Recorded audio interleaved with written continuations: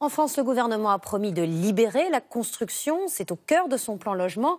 Autant dire que le message est passé chez les promoteurs immobiliers. En ville, chaque parcelle de terrain ou chaque maison un peu basse éveille les appétits. Nous sommes allés voir ce qui se passait dans une rue pavillonnaire particulièrement convoitée à Vanves. Jeanne Benzina, Roger Motte et Vivien Roussel. Une petite commune de banlieue parisienne, Vanves.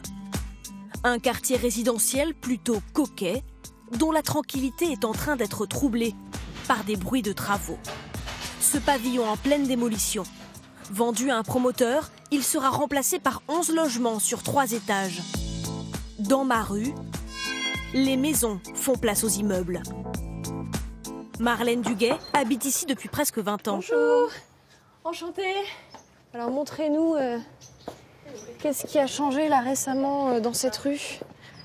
La démolition vient de commencer, ça a été un choc parce qu'on a une petite rue qui ressemble à un petit village. Quand on a acheté ici, on nous avait dit que c'était une situation privilégiée, que ça resterait des pavillons, qu'on ne pouvait pas construire. Qu'est-ce que ça peut modifier selon vous ? Vu que les terrains sont petits, il y aura très peu, il y aura quelques balcons, mais il n'y aura plus de jardin. Depuis plusieurs mois, tous les habitants de la rue ont reçu des courriers nominatifs d'un des plus grands promoteurs de France. Marlène Duguet en a même reçu 2, un pour elle, un pour son mari. Elle accepte d'appeler le numéro indiqué. J'essaye de me rapprocher des propriétaires, savoir s'ils ont la vente, s'ils souhaitent vendre. On ne le cache pas, on gagnera de l'argent. Par contre, l'idée, c'est quand même de vous faire une proposition.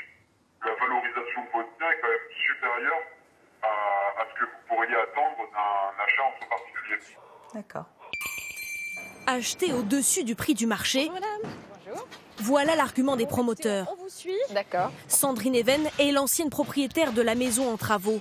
Elle souhaitait la vendre, prix estimé 1 400 000 €. Ah oui. Un promoteur a saisi l'occasion et lui a fait une offre.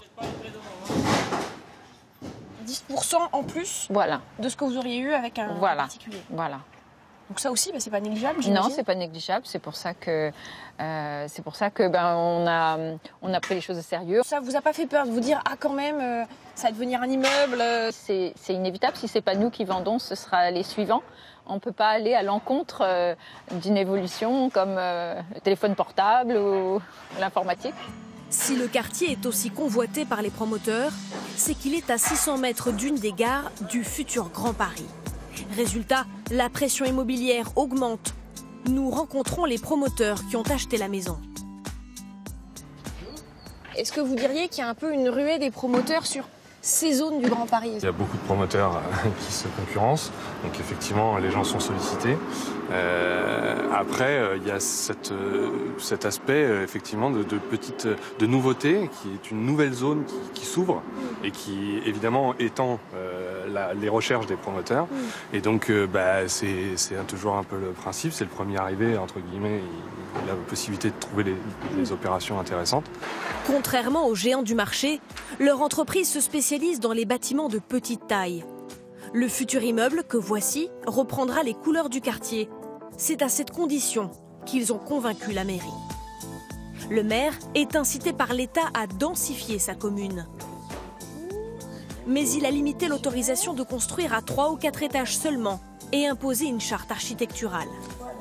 Pour autant, pas question de s'opposer aux nouvelles constructions. Il nous conduit sur le chantier de la future gare. Elle devrait attirer à Vanves 2000 nouveaux habitants à qui il faut faire de la place.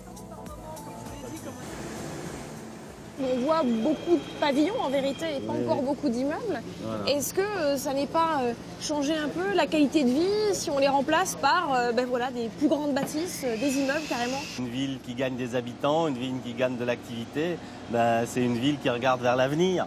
Beaucoup de mes collègues ont un seul regret, c'est de voir leur commune s'appauvrir, des habitants partir, des activités s'éteindre, alors que nous, c'est le contraire. Une tendance qui touche les communes voisines, où d'ici quelques mois, de nouveaux immeubles sortiront de terre.